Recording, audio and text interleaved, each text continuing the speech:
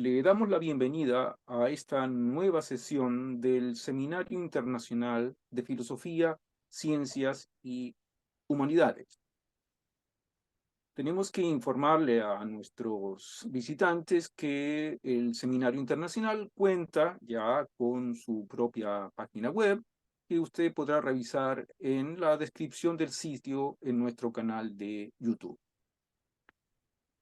El día de hoy contamos con la presencia de Cristian Lizarazu, quien nos presentará por segunda vez ya en este seminario una nueva exposición.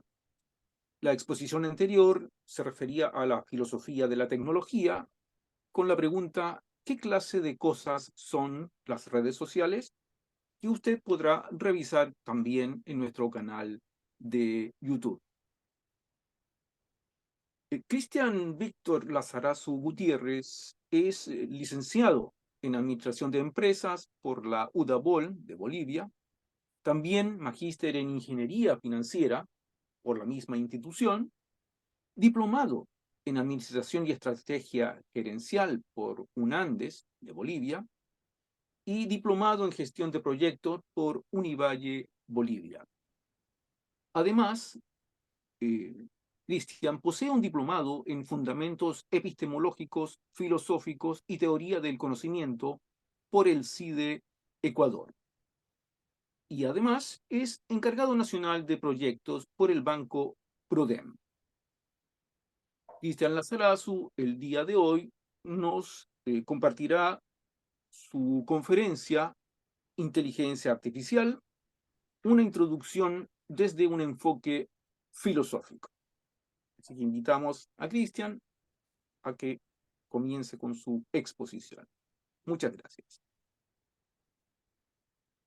Gracias por la presentación, por la bienvenida una vez más a este Seminario Internacional de Filosofía, Ciencia y Humanidades.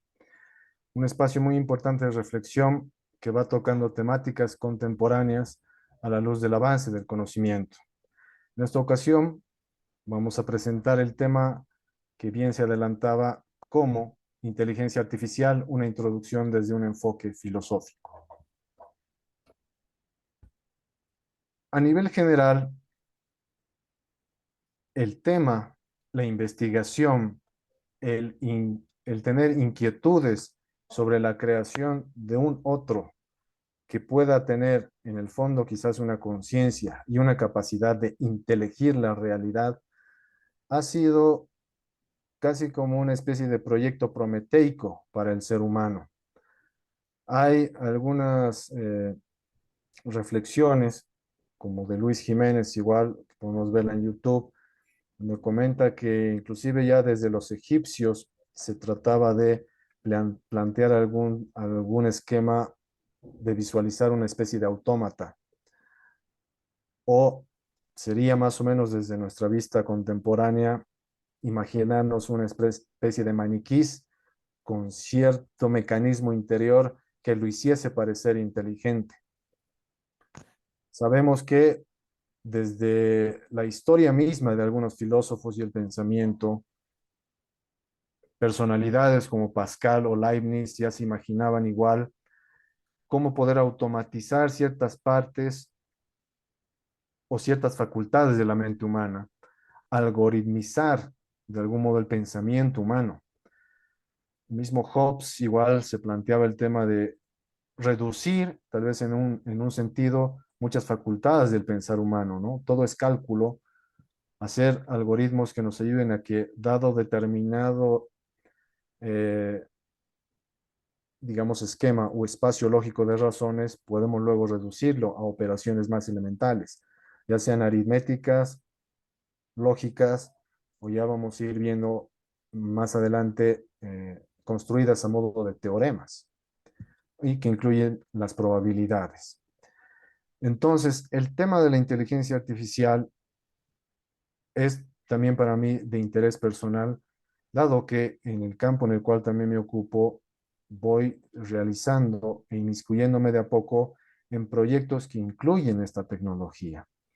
Y vemos también que desde la misma currícula de muchos de nuestros países se van planteando nuevas carreras muy enfocadas al léxico y al lenguaje que utiliza esta tecnología. Entonces, a nivel general, como sociedad y como seres humanos, es importante plantearnos ciertas interrogantes y ahondar en algunos conceptos que puedan ser muchas veces malentendidos. Ese es uno de los propósitos también de esta ponencia y luego vamos a ver cuáles serían algunas de sus hipótesis para ahondar, algunos de sus puntos de discusión y algunos de sus puntos claves o los cuales yo quiero hacer énfasis. Esto parte bien desde este primer título que lo estaba visualizando como los orígenes de un concepto y de un proyecto. Después de todo este abanico que es muy grande también para ahondar en el aspecto histórico, llegamos ya a alguna serie de eventos concretos dentro de la historia, no solo de imaginar, visualizar cómo la mente podría instalarse en algún otro ente o mecanizarse la misma conciencia o la mente a través de algunos mecanismos o fórmulas. Cabe decir la construcción de una visualización como proyecto científico y de investigación.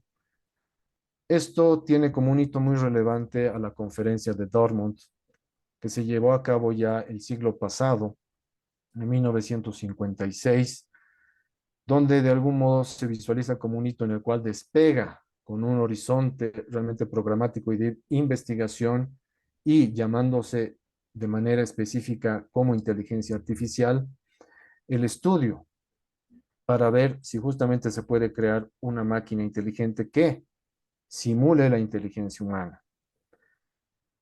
Entonces, como un hito que nos marca un horizonte estaría la conferencia de Dortmund.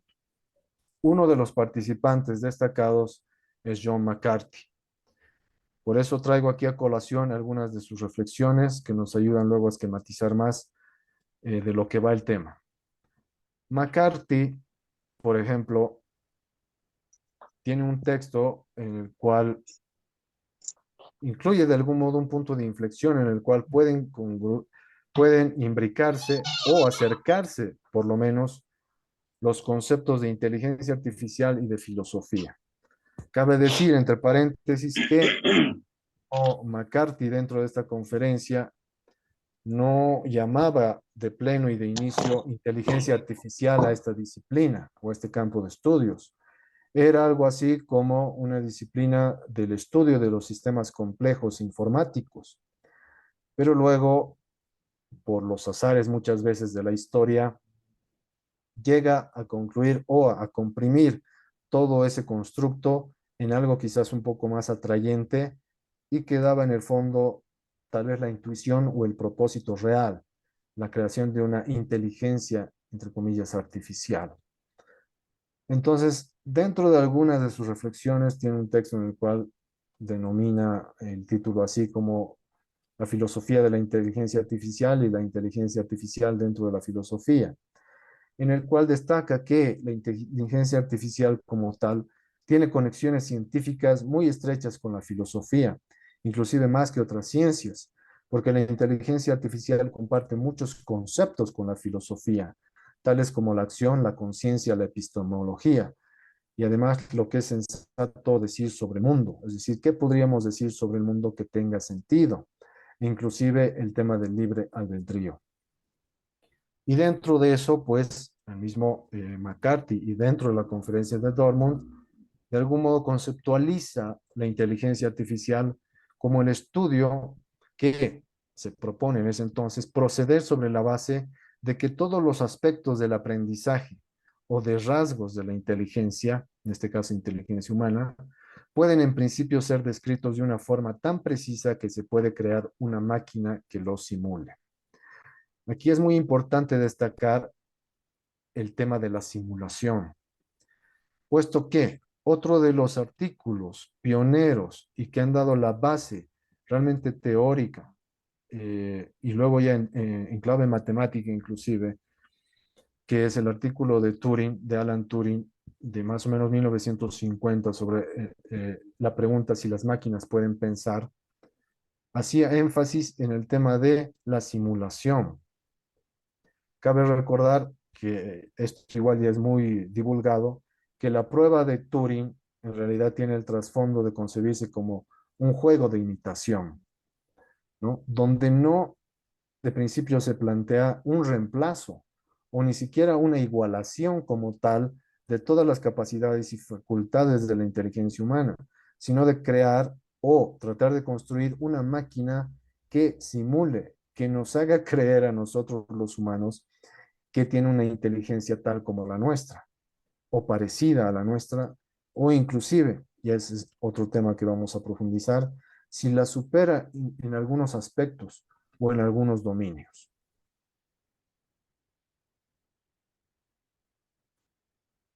Y como cabría esperar un proyecto, una visualización tal, ya nos lleva más de 70 años en curso. Y aquí vemos que lo que yo visualizo, junto con muchos otros, toda la escalada de las primaveras y los inviernos de la inteligencia artificial, tienen todavía por delante mucho trecho. Es decir, de inicio, si nosotros recordamos un poco lo que se decía también en esta conferencia de Dortmund, tal vez un poco ingenua a pesar de las grandes mentes que estaban inmersas, es que este tema de poder simular o crear una máquina que simule el pensamiento y la inteligencia humana, eh, ellos creían de algún modo, como hago énfasis acá, que podría llevarse como una especie de proyecto de verano, ¿no?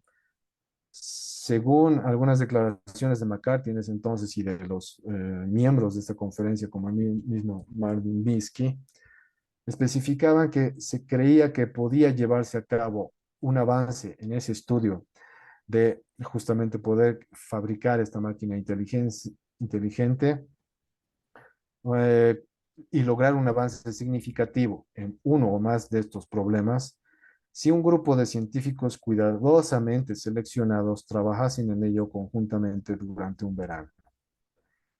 Y pues bueno, podemos ver que eso dista mucho de lo que es la realidad. Estamos justamente visualizando que en el mismo estudio de la inteligencia artificial va a estar presente esa escalada, ¿no? Esos periodos de primaveras e inviernos, en los cuales hay de pronto un nuevo hallazgo, un nuevo paradigma y sí se dice, ahora estamos más cerca que nunca de construir lo que es teóricamente una inteligencia artificial fuerte o una inteligencia artificial general, que es aquella que se iguala o incluso supera a la inteligencia humana. Hay muchos de estos paradigmas que se van construyendo, pero aquí cabe la importancia de recalcar justamente lo delicado de los términos y a veces de las declaraciones. Contemporáneamente estamos en otro momento en el cual se avisora y se dice, según muchos, y aquí incluye también el tema de intereses políticos, económicos e incluso de orden de posicionamiento intelectual o académico sobre visualizar este otro paradigma, ¿no? De que estamos ya ahora sí a las puertas de una inteligencia artificial fuerte o general y tecnologías como los modelos de lenguaje amplios son el nuevo paradigma, pero detrás hay muchas cosas.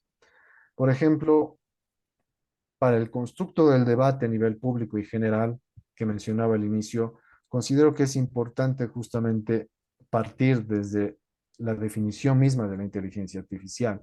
McCarthy nos daba una y luego obviamente va desarrollando y madurando sus visualizaciones.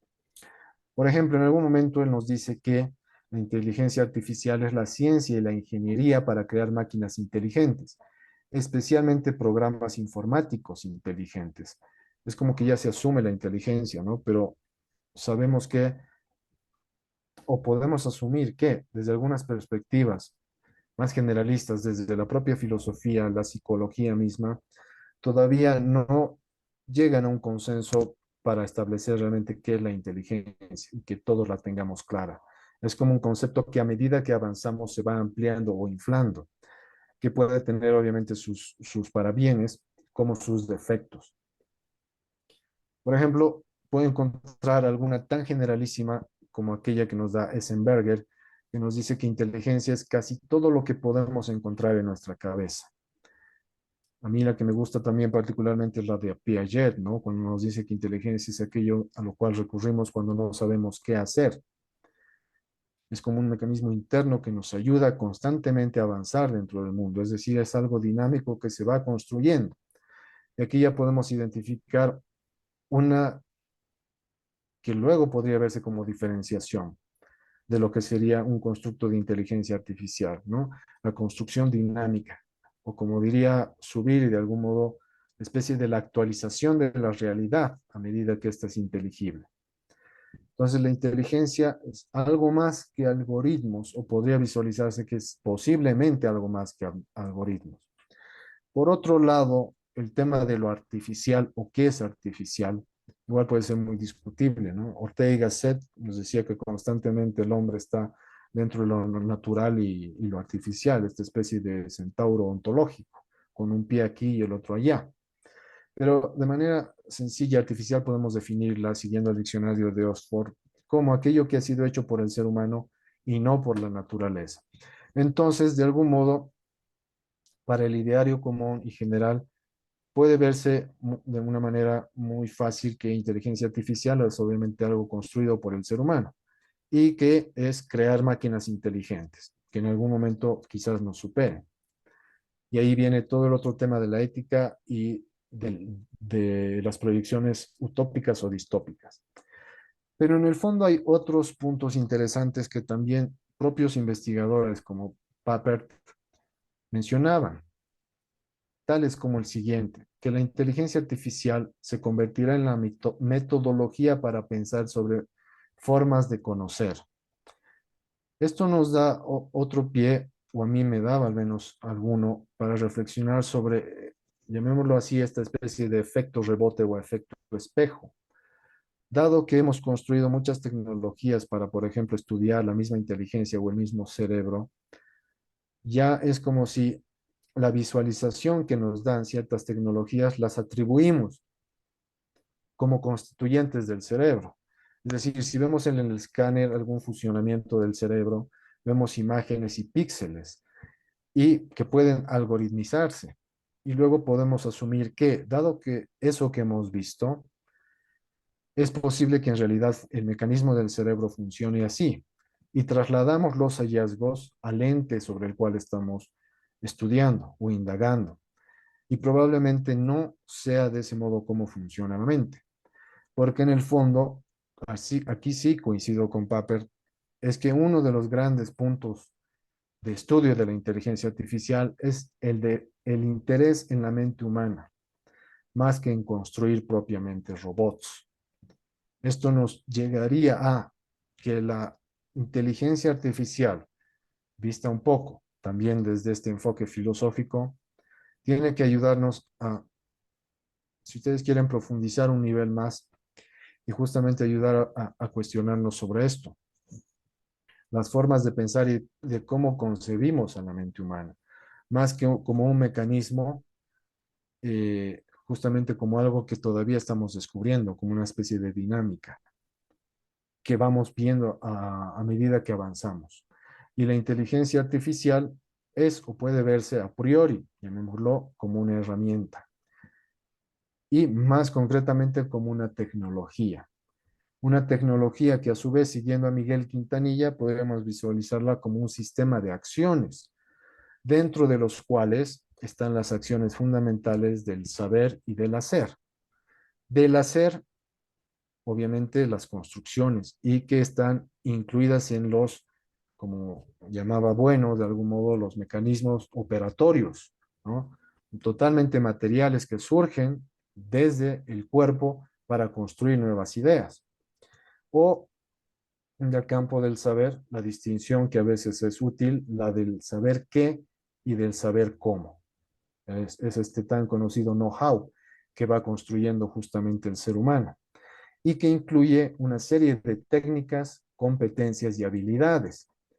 En cambio, un sistema, llamémoslo como estos que están en boga de chatbots, a diferencia de todas estas facultades y todas estas ternas que he mencionado, lo que requieren es una base de conocimientos, ¿no? Que puede ser totalmente vasta como el propio Internet, hasta reducirse a un solo documento en Word o PDF. Pero el trasfondo está en que la máquina o el programa no puede inteligir el mundo, sino que le estamos proporcionando una base de datos, pero en clave matemática, no en clave de lenguaje o una relación semántica con el mundo, sino en una clave matemática para que opere luego los algoritmos que está programada a hacer. Le damos una entrada, la procesa y nos da un output, una salida. Entonces es importante partir justamente desde algunas aclaraciones de los términos y de las posibilidades de los términos que algunos han concebido desde el inicio.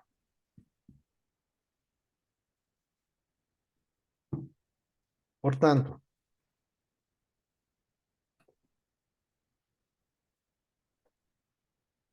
luego en la avanzada de lo que quiero también plantear y compartir, está el de cómo propiamente desde un enfoque filosófico podríamos seguir ahondando, expandir, profundizar, compartir, divulgar la discusión. Y en este caso he visualizado que, y es importante que así sea, van surgiendo estudios e intereses justamente, y cómo no iba a ser así, sobre la indagación de la inteligencia artificial desde la filosofía o acompañada de la filosofía. Hay algunos constructos que denominan esto filosofía de la inteligencia artificial. Y aquí hay una pequeña distinción que yo hago, ¿no? Yo considero, desde mi punto de vista, que tal vez algo más propio o interesante de principio sería abordar como un tema concreto el de la inteligencia artificial desde una disciplina que ya tiene un poco más de desarrollo, que es la filosofía de la tecnología. Es decir, dado que es una tecnología especializada, puede verse la inteligencia artificial desde el marco general de la filosofía de la tecnología. En este caso, siguiendo a Mario Bunge, catalogada la filosofía de la tecnología como el estudio epistemológico, ontológico y ético de una tecnología X. En este caso será de la inteligencia artificial. Esto marca también en el aspecto de la perspectiva teórica una pequeña distinción, aquella en la cual nos ayuda a posicionarnos también asumiendo ese enfoque de la filosofía de la tecnología como un saber de segundo grado, ¿no?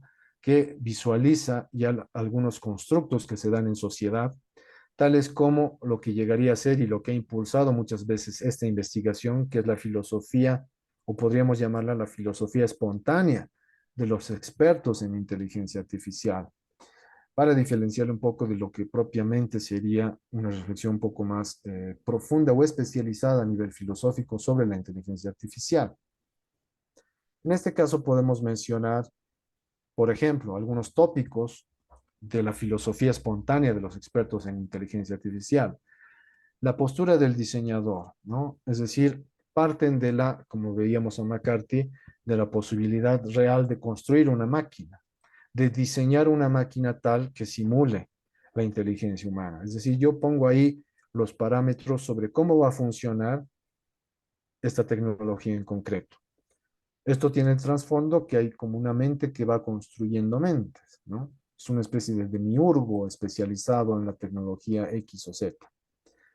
Además de esto, que sí ya tiene mucha boga y quizás es lo que pesa más, incluso actualmente, toda la tradición que obviamente se le achaca mucho a Descartes sobre la división, ¿no? Entre la mente y el cuerpo, que se visualiza también inclusive en algunas culturas tal vez arcaicas, arcaicas en el mejor sentido, de antiguas, sobre la diferencia entre la mente, la materia, el espíritu y el cuerpo. Entonces aquí muchas veces lo espontáneo es mantener ese dualismo, incluso que tiene muchas aristas o muchos tintes platónicos, ¿no? Sobre el mundo de las ideas puras, que es distinto al mundo de la corporización, y por tanto las ideas y la mente y el cerebro puede algoritmizarse e incluso, esto da para otro tema más, puede llevarnos a, como piensan los transhumanistas, a dispensar del sustrato. Es decir, una mente puede transferirse de un ente a otro ente, de un cuerpo biológico a un cuerpo de silicio. Una mente puede, con los procedimientos especializados, como que extraerse de la mente, perdón, del cerebro biológico y llevarlo a una especie de cerebro sintético de silicio. Entonces aquí hay todavía la visualización profunda de que el cerebro es un ordenador o una computadora y la computadora u ordenador es un cerebro. Todo este léxico igual ha calado fuerte y sigue manteniéndose así. No sé si les ha pasado a muchos de los que nos escucharán el constante decir de manera coloquial, ¿no? Cuando una computadora está, entre comillas, colgada, muchos dicen, espera, está pensando. Cuando viene el circulito simplemente ahí en el medio, que es el cargar la información que está todavía en pausa por algún tema de comunicación o incluso nada más de funcionamiento como tal de la CPU. Hay mucho léxico que se carga aún y que va construyendo nuestra concepción sobre cómo entendemos este tipo de tecnologías. Entonces, esta espontaneidad sigue manteniendo algunas ideas como que la mente es un software de manipulación de símbolos, es información y es independiente de su soporte físico o hardware. Lo que acababa de decir Susan Snyder, que es una autodeclarada transhumanista, pero muy crítica del tema de la inteligencia artificial, hace cuestionamientos muy importantes en este sentido sobre el tema de la individualidad, ¿no? Por ejemplo, ¿qué pasaría si a un ser humano X se le implantan cabalmente implantes con microchips que contengan tecnología de inteligencia artificial? ¿El ser humano en cuestión se mantiene siendo el mismo o ya no lo es? Es decir, si cambiamos una parte del cerebro, aunque sea pequeña, por un circuito, un chip que tenga estos mecanismos de tecnología artificial, ya estamos de algún modo casi matando al individuo anterior. ¿Podríamos realmente hacer una transferencia como un programa de software de toda nuestra mente y nuestra conciencia a otro soporte sin autodestruirnos en el proceso? Todavía son tecnologías con las cuales no contamos, pero existen personas que están trabajando en esas posibilidades, sin saber obviamente a dónde se llegará. Es el otro tema de la posibilidad. Eh, no porque tal vez sea teóricamente posible, es realmente plausible o probable, ¿no? Recuerden que en el tema de la física, por ejemplo, es en teoría probable o posible los viajes en el tiempo, pero todavía no es algo real o no sabemos si es realmente posible en términos reales. Lo mismo considero que debe asumirse o por lo menos pararse de manera un poco escéptica, pero atenta e informada sobre el tema de estas grandes promesas de la inteligencia artificial, que tienen obviamente detrás un trasfondo muy fuerte en temas de intereses económicos y políticos. Muchos hablan sobre, tal vez en lugar de hablar de una ética de la inteligencia artificial, plantearnos realmente que el kit del asunto es la política de la inteligencia artificial. Obviamente yo considero en este caso que sí hay que abordar el tema de la ética para el tratamiento de esta tecnología, sin descuidar, obviamente, el tema del seguimiento y el monitoreo político de esta herramienta y sus potencialidades. Entonces, siguiendo con esta filosofía espontánea, mantenemos todas estas promesas tecno-optimistas que se basan en muchos de estos supuestos, como el que un sistema físico de símbolos posee los medios necesarios y suficientes para una acción inteligente general. Es decir, un programa, simplemente por ser un conjunto de símbolos instalados en una máquina, ya puede actuar de manera inteligente.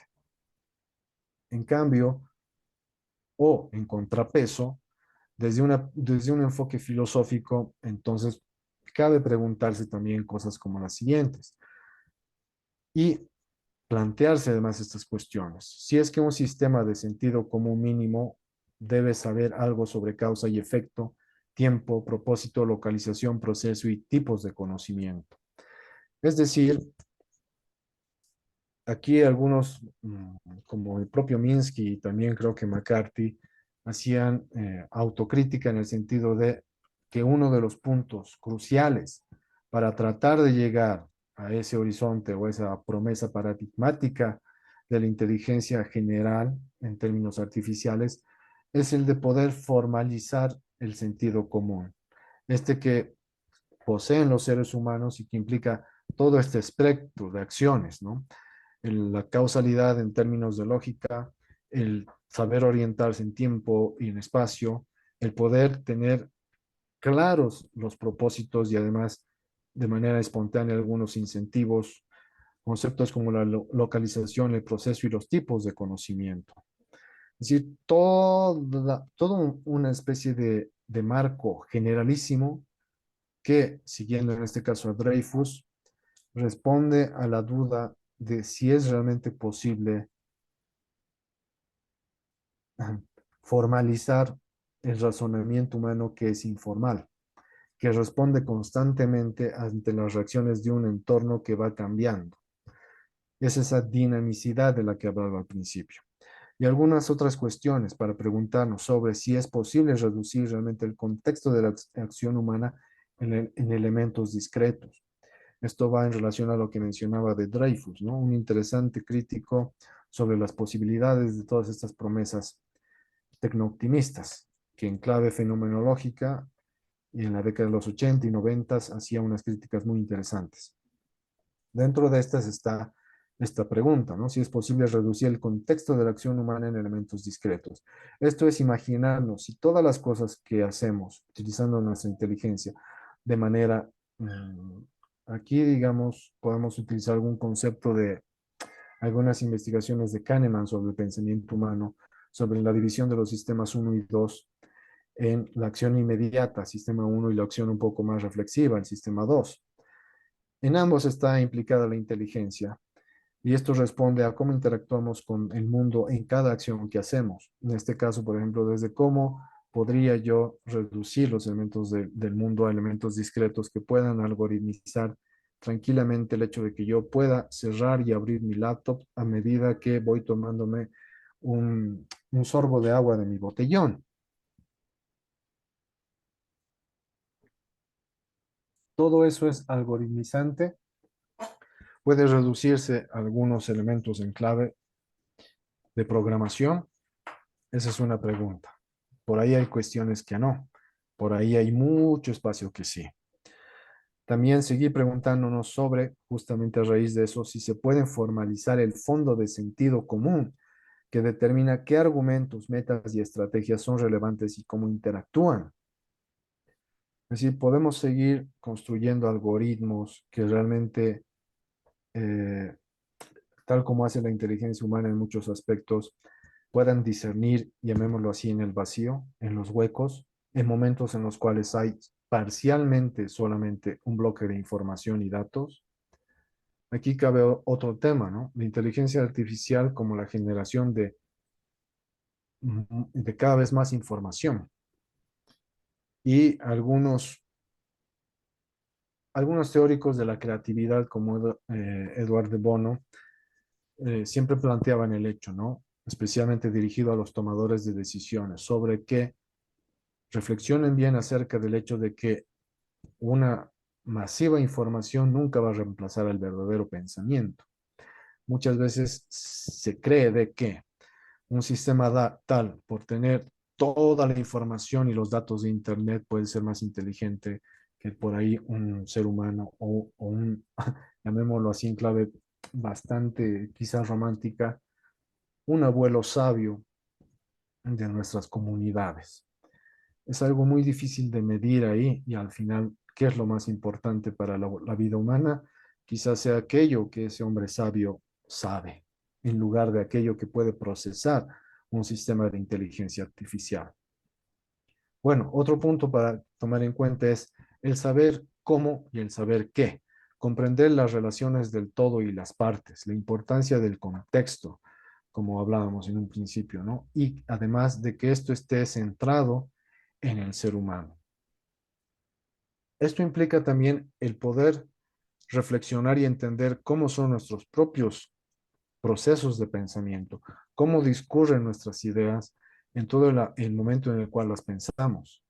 Esto tal vez está relacionado con la metacognición, pero es algo propio del saber humano y de la intelección humana. ¿Cómo sé que sé? ¿No?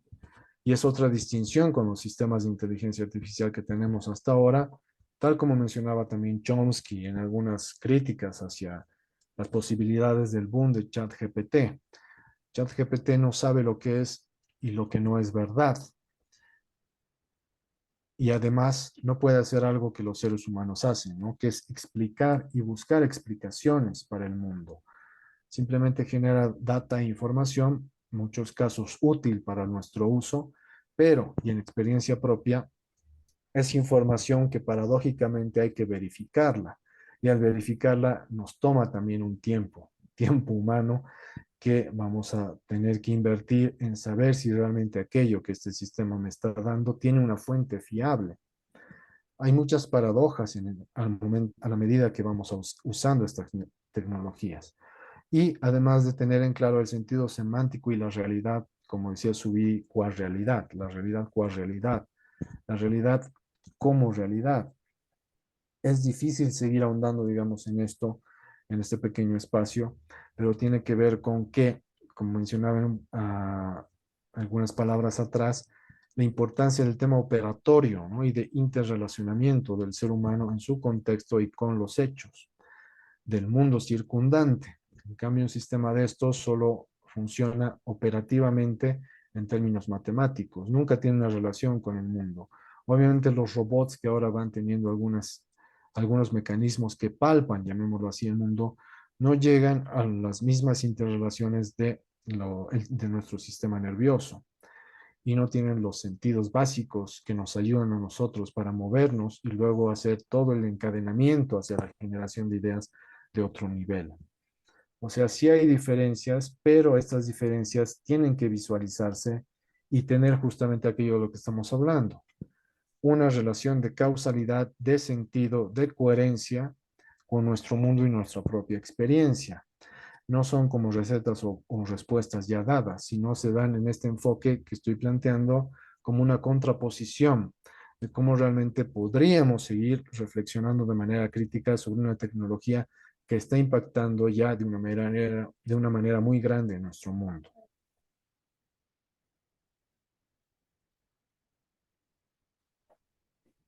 Siguiendo entonces el tema,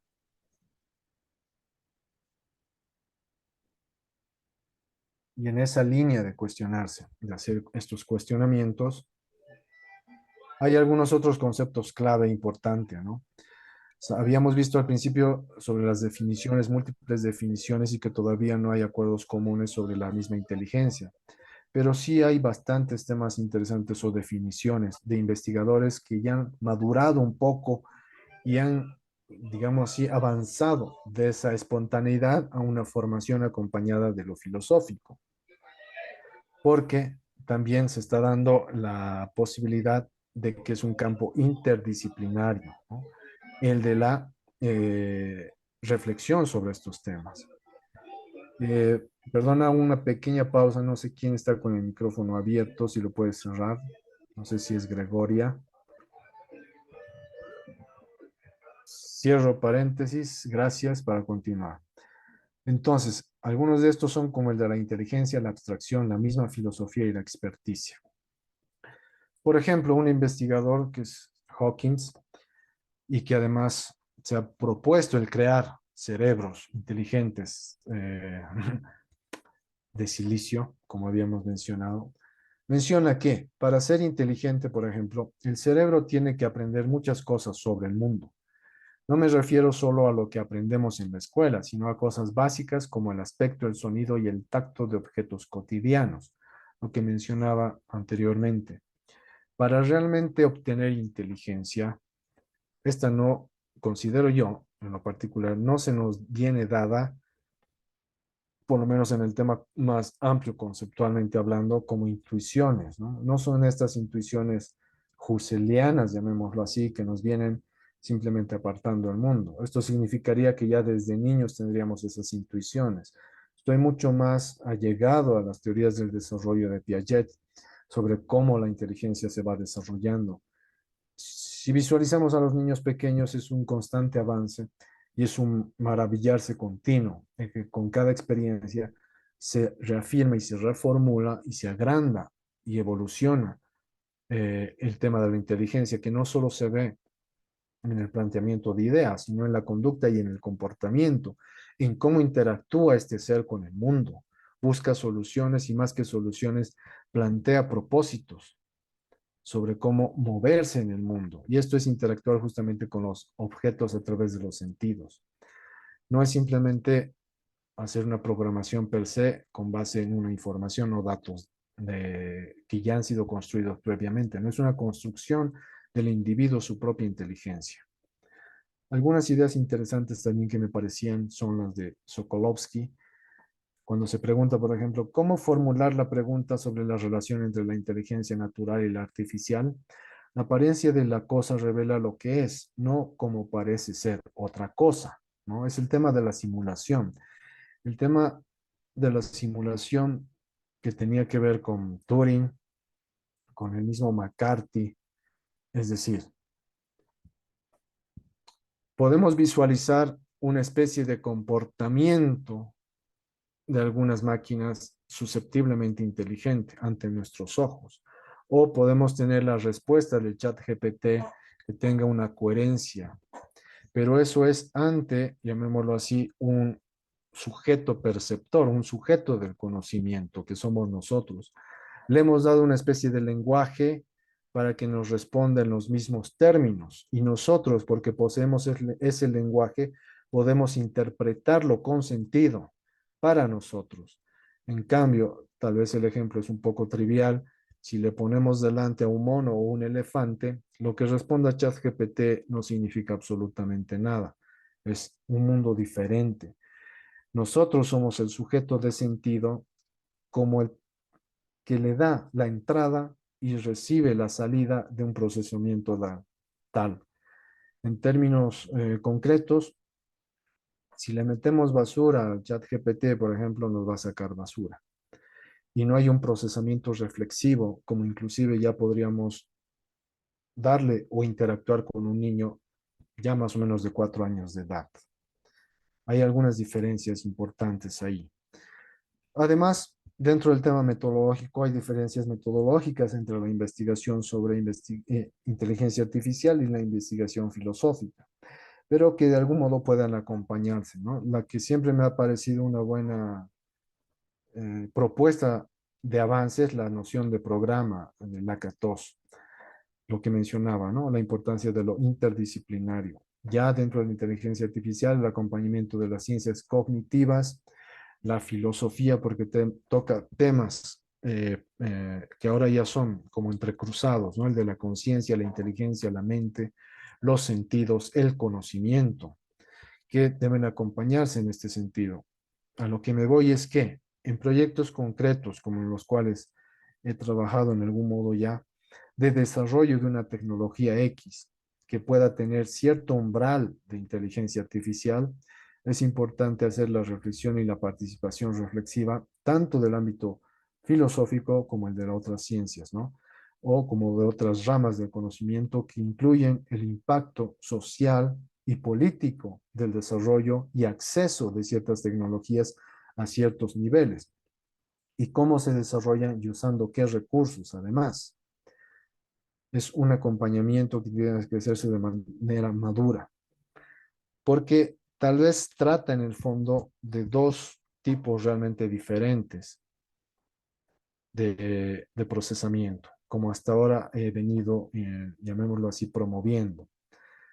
Esto, en este caso, yo lo asimilo a, a, a un pequeño trabajo de Asimov, el gran divulgador de la ciencia, cuando en una anécdota menciona que él se encontraba cabalmente en una discusión sobre el tema de la inteligencia artificial allá por los años más o menos 80, 70 del siglo pasado, donde participaban justamente un filósofo, John Searle, el, bueno, el, el que planteó el experimento de la habitación china sobre la inteligencia artificial o para refutar muchos de los supuestos de la inteligencia artificial, y Marvin Minsky, ¿no? Uno de los desarrolladores y pioneros en este campo.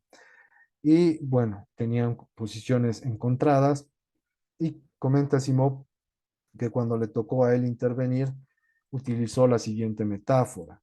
Podríamos llamar a nivel general una especie de caminar al desplazamiento que hacen tanto los seres humanos como los animales. Dentro de ese caminar general está justamente el desplazarse bípedamente de los humanos y el desplazarse en cuatro patas de los animales. Ambos cumplen una función similar, pero en los hechos son diferentes. Y él planteaba que podríamos construir una especie de palabra o concepto englobador de lo que sería, incluiría el pensar tanto del humano como el procesar de la computadora. Él planteaba algo así como que sorquear, por no llamarlo de algún otro modo, sería ese término generalísimo que abarque los procesamientos mentales del ser humano como el pensar y el procesamiento operatorio y maquinístico como tal de las tecnologías. Ya este le llamaba el croquear. Es decir, que tal vez inclusive a veces las discusiones sobre si realmente una máquina puede pensar no vienen al caso o hay que diferenciarlos, porque de plano son diferentes. El mismo Alan Turing en ese artículo pionero empezaba con esa pregunta, ¿no pueden las máquinas pensar? Y él decía, tal vez esta pregunta no sea respondible. Entonces lo que podemos hacer es sí estudiar sobre el tema si las máquinas pueden simular el pensamiento o el comportamiento inteligente. Entonces aquí hablamos de la construcción de un término generalísimo como el de sorquear que planteaba Asimov, dentro del cual se establecen las diferencias del pensar humano como tal y del computar, que harían los sistemas de inteligencia artificial que él llamaba el groquear. Son un marco de diferenciaciones conceptuales que por ahí pueden ayudarnos a justamente dentro del léxico común precisar lo que hacemos mientras lo hacemos. Por ejemplo, siguiendo el tema del boom, en este caso de los modelos de lenguaje de inteligencia artificial como los chatbots, muchos usuarios van a iniciar la sesión y van a iniciar la pregunta con, hola, ¿cómo estás? Por favor, dime cuánto, cuánta es la población de India. Entonces ahí el usuario humano ya está interactuando como si lo hiciese realmente con alguien que tiene conciencia o con un algo que tiene conciencia. Son tal vez trivialidades lingüísticas, pero que van conformando nuestra conciencia sobre cómo estamos interactuando y entendiendo estas tecnologías. Una orden, una instrucción de simplemente muestra el listado de de los mejores libros del 2023 sobre inteligencia artificial, tal vez es una de las instrucciones que yo, en este caso, uso seguir, que demarcan una diferencia en lo que estoy haciendo y estoy interactuando con un mecanismo que no posee conciencia.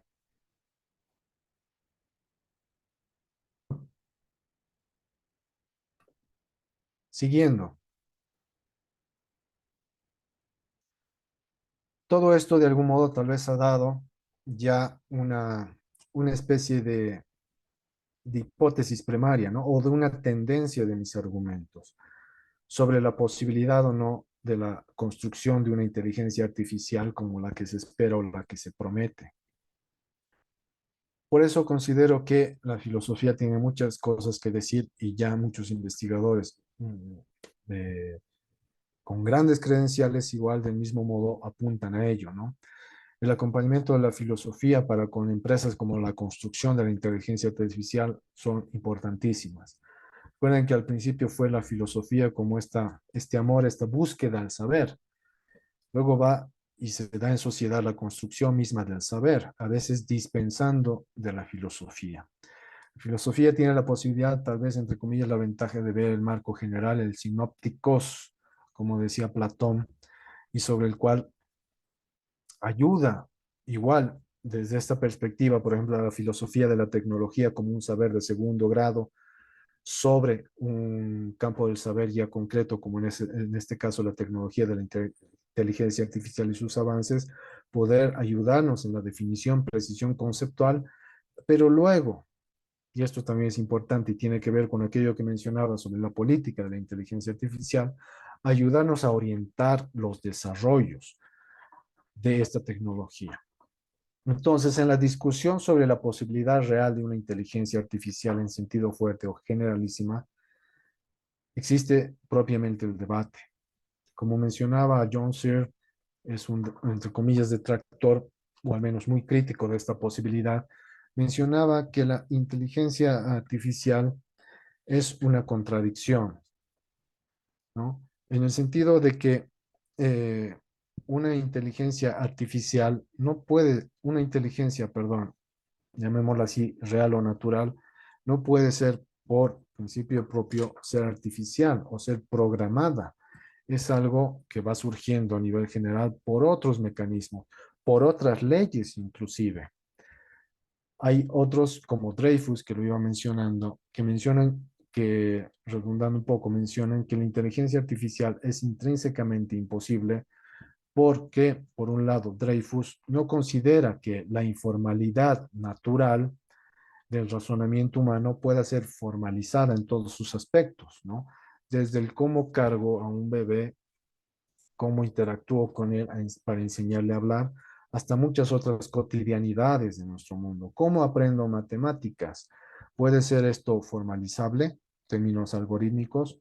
O Roger Penrose, ¿no? Un ya ahora ganador del Premio Nobel en Física, pero que sí ha ahondado sobre el tema de la conciencia y que ya él, desde la rama de la física y especialmente desde la física cuántica, plantea algunas imposibilidades sobre la base misma de los mecanismos que están en la posibilidad de la conciencia, ¿no? No sabemos todavía dónde rastrearla, pero él considera que hay ahí, siguiendo igual el teorema de incompletitud de Gödel, que va a ser difícil realmente formalizar un algo sobre el cual no sabemos si es formalizable. Es el cerebro o la conciencia humana. Ahora, hay evidentemente toda otra rama de expertos en inteligencia artificial en el campo técnico, pero también filósofos que apuntan a que la inteligencia artificial, inclusive más que ser posible, es inminente, inclusive es necesaria o es como que un proyecto inevitable al cual vamos a llegar. Nick Bostrom, eh, que es también de una postura transhumanista, apoya el concepto de singularidad junto con algunos otros científicos y ingenieros.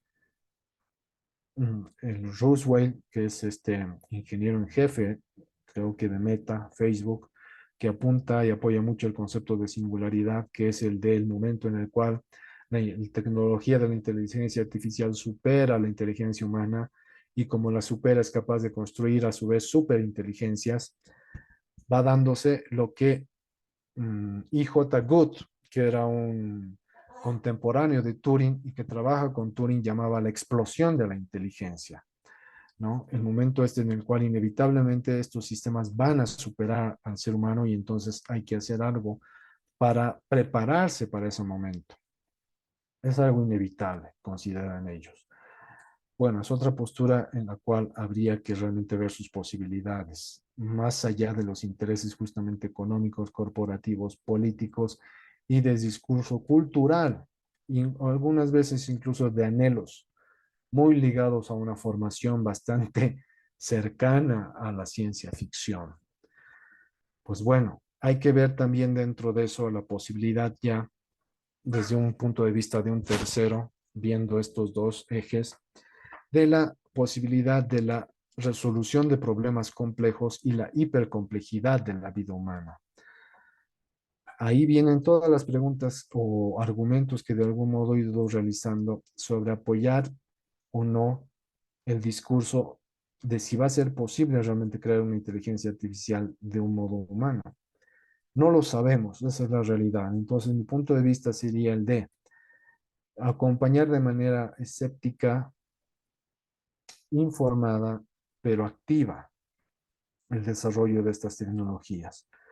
En lo personal, muy personal, considero que va a ser muy difícil que esto suceda, por lo menos en los próximos 100 años, que suceda algo parecido a que un sistema de inteligencia artificial haga todo lo que una inteligencia humana podría hacer. Entonces, aquí cabe también tal vez considerar algunas ideas de Piaget sobre la inteligencia, ¿no? y cómo veía a esta como el equilibrio de todas las adaptaciones, justamente lo que mencionaba, lo que utilizas cuando no sabes qué hacer. Hay ahí otro espacio, el de la duda. La duda presupone una especie de saber, ¿no? Duda sobre algo que ya ha sido visualizado. Aquí tomo en cuenta a Wittgenstein sobre su opúsculo, ¿no? El último libro sobre la certeza, o la recopilación que hicieron para que salga este texto sobre la certeza, el cual justamente él reflexiona sobre la posibilidad de que tengamos certeza de algo. Podemos partir, como él decía, ¿cómo sé que tengo una mano? Y él simplemente decía, pues bueno, levanto la mano y ahí tengo que ver, ¿es esta una mano o no? Y seguir ese hilo sobre la posibilidad básica de una especie de certeza animal, de la cual partiríamos para luego ir reflexionando en otros niveles. Esa certeza animal que luego va a ir buscando o siguiendo un poco a Maturana con el concepto de la autopoiesis, equilibrándose, ¿no? Autoorganizándose. Todavía no creo que estos sistemas se visualicen en el mediano o largo plazo ese horizonte. Algo de largo plazo por lo menos de 100 años.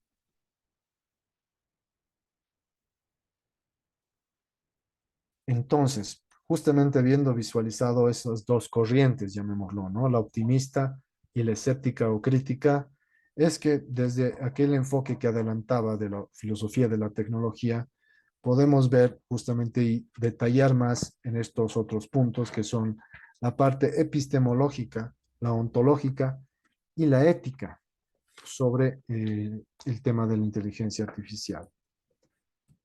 Estos son al menos tres aspectos, ¿no? La parte de la epistemología, en donde tendríamos que formular preguntas justamente inteligentes, y ahí es donde entra la inteligencia. ¿Cómo podemos diferenciar una pregunta inteligente de una que no lo es sobre y para el desarrollo de la inteligencia artificial? Esto muchas veces ha tomado como base el tema del estudio de las ciencias cognitivas. Se ha tratado de hacer una emulación más que una simulación. Tal vez ahí hay una confusión, ¿no? Emular las estructuras del cerebro para que de algún modo se espere que al emularlas se genere el fenómeno de una propiedad emergente que en una estructura maquinal dé el resultado de una conciencia. Esperad que a través de estas superestructuras de redes neuronales con las cuales trabaja esta inteligencia, se creen las analogías de la sinapsis del cerebro humano y a partir de ello, como propiedad emergente, surge una conciencia. Críticos también como Eric Larson, que habla sobre el mito de la inteligencia artificial, siendo él también un investigador experto en IA, eh, nos habla justamente sobre el ser muy precavidos al usar este tema. A pesar de que sí existen las propiedades emergentes, no sabemos a qué conducen. Simplemente pueden dar lugar a una especie de alucinaciones, como las que se las llama, una vez más, usando una jerga bastante antropomórfica, de lo que sucede cuando algunas veces los sistemas de chatbots nos dan una respuesta totalmente disparatada o errónea o que es mentira, ¿no? Le llaman alucinaciones, pero es una especie de referirnos a un error de sintaxis de estos sistemas. Y es a veces otro sesgo, eh, verlos desde un sentido humano a estos sistemas, ¿no? Antropomorfizarlos. Y justamente es ahí donde podemos confundirnos y creer que poseen redes neuronales. Estos mecanismos no son propiamente neuronas. Esto desde una base ontológica, ¿no? Son cosas diferentes a las neuronas desde una base ontológica. Y esto tiene que ver con preguntarnos qué tipo de entes en la escala del ser son los ordenadores que ejecutan programas de inteligencia artificial. Bueno, ahí justamente va el tema de la continuidad o no de la materia, si es que hay algunos saltos, si es que hay un mundo diferente al que conocemos, en el cual no sabemos cómo se procesan las ideas, por ejemplo, o cómo surgen nuevos seres. Hay que ser muy críticos aquí sobre preguntarnos qué tipo de ente son los programas de inteligencia artificial o los ordenadores que ejecutan estos programas.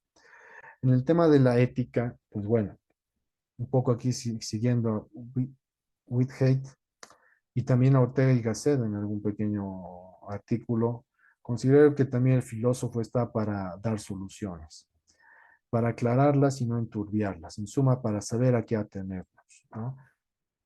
He planteado una postura de escepticismo informada pero activa. Esto tiene que ver con que, a la luz del desarrollo de este tipo de tecnologías, el filósofo, ¿en qué nos ayuda para brindar soluciones? Ya sea sobre el uso, sobre el marco aclarativo conceptual, sobre el poder acompañar el discurso público para que a su vez se generen políticas públicas para el uso, manejo y control de estas tecnologías y a su vez cómo nos brinda ciertos horizontes más posibles y reales en la búsqueda de aquello que la filosofía busca, ¿no? La sabiduría. En el fondo tiene que ver con aquello que podamos visualizar como verdadero o posiblemente verdadero para el desarrollo de estas tecnologías. Podríamos tomar como base criterios tal vez muy simples, ahora simples, como el de falsabilidad de Popper, ver si las tesis que muchos de estos tecno-optimistas plantean son falsables, si podemos contrastarlas, ¿no? Y es otra de las diferencias que se plantean y que el mismo Larson, como mencionaba en el mito de la inteligencia artificial, plantea. Los tipos de pensamiento en la parte epistemológica que podrían ayudarnos también a diferenciar que no es lo mismo una inteligencia artificial, obviamente, que una inteligencia natural, llamémoslo así, porque la inteligencia natural humana tiene esta facultad del pensamiento abductivo, ¿no? El, en un espacio de incertidumbre, plantearse hipótesis que no se sabe si son ciertas o no, para tratar de explicarse el mundo. De algún modo, convivir con la incertidumbre. Y los diferencia de los mecanismos lógicos de inferencia que utilizan o a los cuales han podido llegar en clave matemática los sistemas de inteligencia artificial, que son el inductivo y el deductivo. El deductivo basado más en la operativa lógica matemática, ¿no? De si P, entonces Q. Y el inductivo, donde qué? A partir de una generalísima y vasta data o conjunto de datos, luego puede inferir probabilísticamente de que esa es la regla, pero obviamente no está preparado para afrontar, como tampoco muchas veces lo estamos los humanos, al fenómeno que se ha llamado popularmente como el de los cisnes negros, ¿no? Es por eso que en algún experimento que se hacía, ya en el tema de la inteligencia artificial generativa de imágenes, se ponía a un elefante dentro de una sala y entonces, mediante este proceso de inferencia probabilístico, se le decía, muéstrame o indica qué hay en esa sala. El sistema decía, hay un sillón. ¿Esto qué nos indica? Que, dado a toda la información relevante y existente, y la mayoría de los casos indicaba que en una sala, lo que generalmente es probable que exista es un sillón y no un elefante. Entonces, hay ahí un sesgo igual, ya podemos llamarlos sesgos desde nuestra vista humana, ¿no? No funcionan del mismo modo la operativa de un programa de inteligencia artificial con la inteligencia humana. Términos éticos es acompañar eso. Ahora, también quiero aclarar lo siguiente, a pesar de que soy muy crítico de esta postura de igualación, de emulación, no estoy en contra del desarrollo de esta tecnología, visualizada justamente como ese sistema de acciones, o en base más coloquial, llamémoslo como una herramienta al servicio del hombre, no sobre la cual el hombre pierda de algún modo su horizonte o su facultad crítica y asuma posturas o hipótesis justamente utópicas o distópicas sobre la cual considere que es inevitable que nos van a superar, porque eso, desde mi punto de vista muy personal, equivale a no conocer el potencial de tu propia inteligencia. Entonces,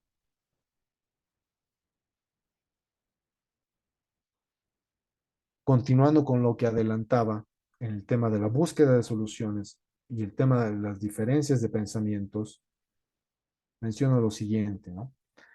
Aparte de esa diferenciación de tipos de pensamientos entre aductivo, deductivo e inductivo, es importante el tema de la creatividad.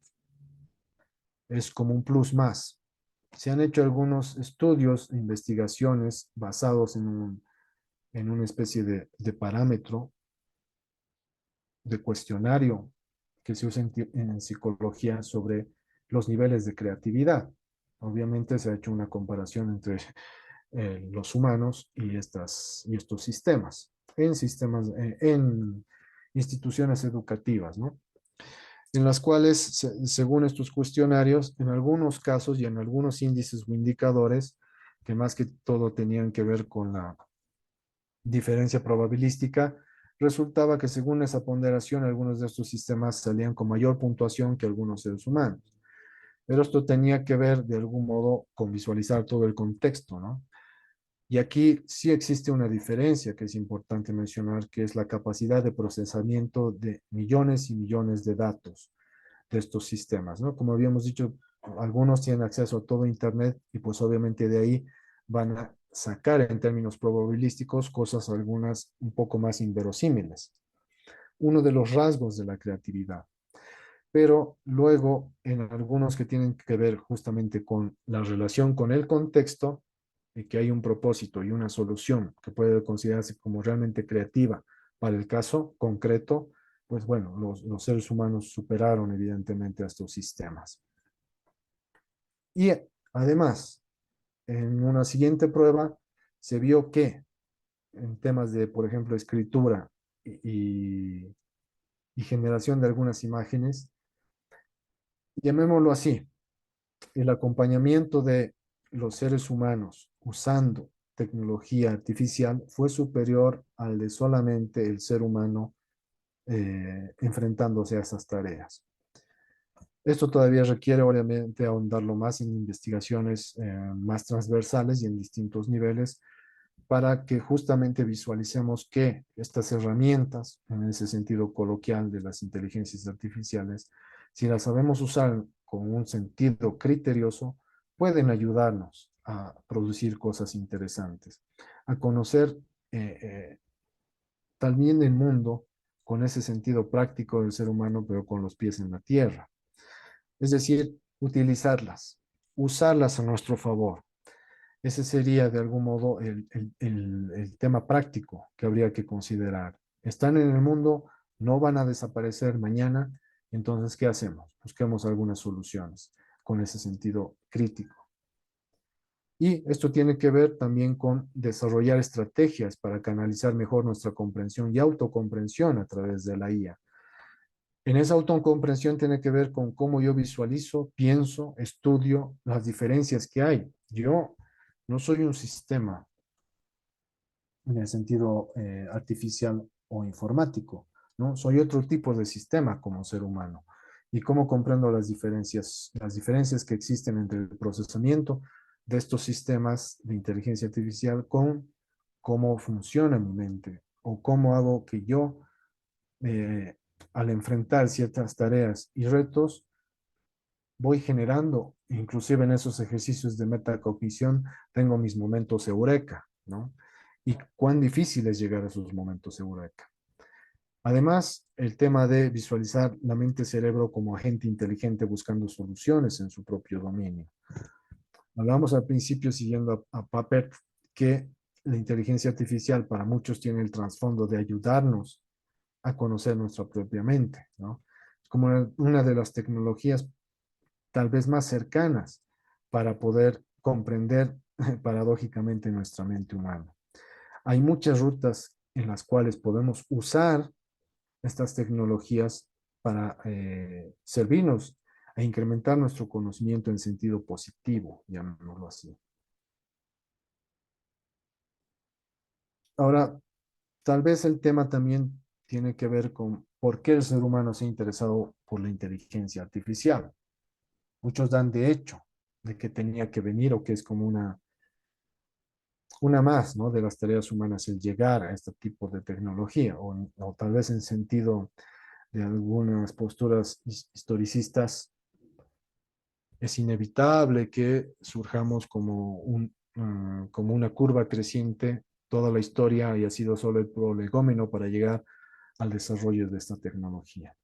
Hay que ver justamente críticamente en eso, pero el interés tal vez viene también por otra serie de cuestiones. El interés por estudiar la inteligencia artificial, ¿no? En el campo de la ciencia, también por ahí está la curiosidad sobre esas propiedades, ¿no? Como las de la emergencia. Si existen propiedades emergentes que pueden dar resultado eh, en la generación de una conciencia nueva, y si eso nos explica nuevas leyes científicas, tanto de la mente como del universo. Si es que a través de programas de estudio de este tipo de tecnología podemos a su vez diferir o extraer y extrapolar los hallazgos y aprendizajes a otros campos del saber. También justamente esta búsqueda prometeica, como mencionaba al principio,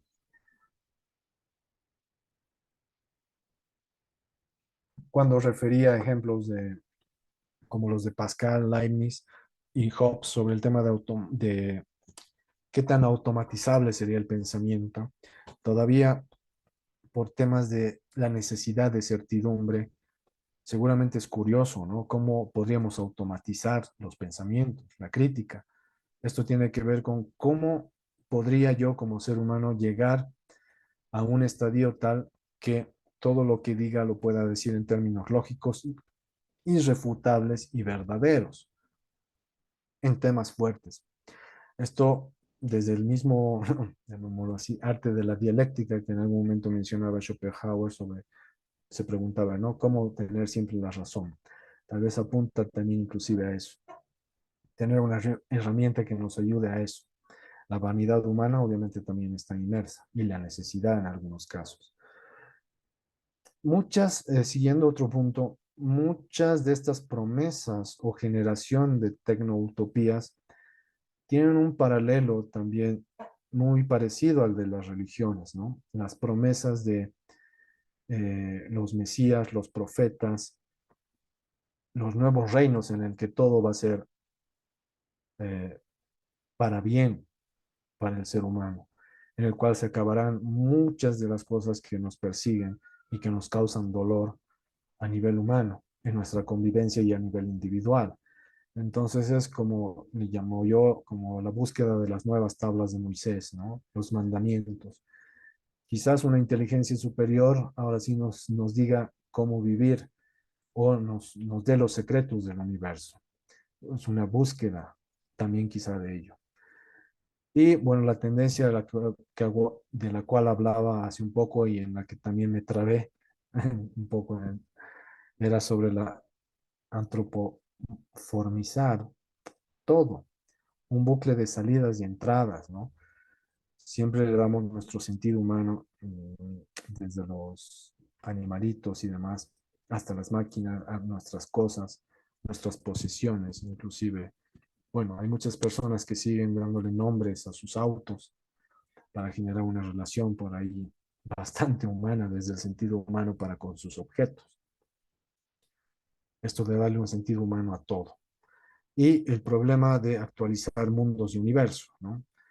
Esto tiene que ver con la capacidad o no de inteligir, esto un poco en clave subiriana.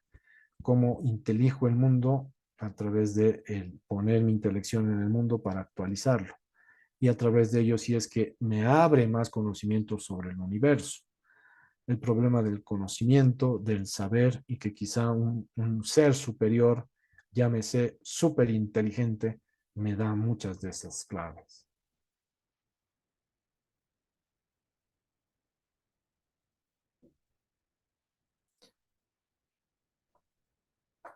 Entonces, aquí yo planteaba casi como tema final el poder ir a una especie de plantear la pregunta, ¿no? Ahora que están en el mundo, ¿cómo convivimos con estos? Más que cómo sopensamos ya en la existencia. En este caso sí ya es algo que está dado, ¿no? Es inevitable. No se ha podido evitar que ya convivamos con ciertas tecnologías en distintos niveles que utilizan los mecanismos de la inteligencia artificial. Otra pregunta será, y que he visualizado al estar inmerso dentro de proyectos de desarrollo tecnológico propiamente de estas tecnologías, es ¿cuál, cuál será ya el nuevo umbral a partir del cual realmente podamos decir, esta máquina sí tiene un sistema de inteligencia artificial? Hace algunos años habían algunos algoritmos lo suficientemente sofisticados como para que le digamos que estaban haciendo procesos de inteligencia artificial. Pero ahora si los vemos a la luz de los progresos actuales, diríamos que estábamos equivocados. No, eso no es un algoritmo de inteligencia artificial. Es un protoalgoritmo, llamémoslo así, o un algoritmo de protointeligencia artificial. Es decir, a medida que se avanza, se va recorriendo el umbral. Y eso otra pregunta en la cual digamos, ¿en qué momento podemos llamar a este algoritmo un algoritmo de inteligencia artificial? Bueno, algunas preguntas que me ayudaban en eso o que consideraba importantes son las siguientes, ¿no? Como decía McCorduck, ¿cómo puede comprender una computadora la diferencia entre la pluma está en la caja y la caja está en la pluma? Es una relación lógica, pero que tiene que ver con una relación de sentido y también de semántica, ¿no? No solo de sintaxis. Aquí hay lo que yo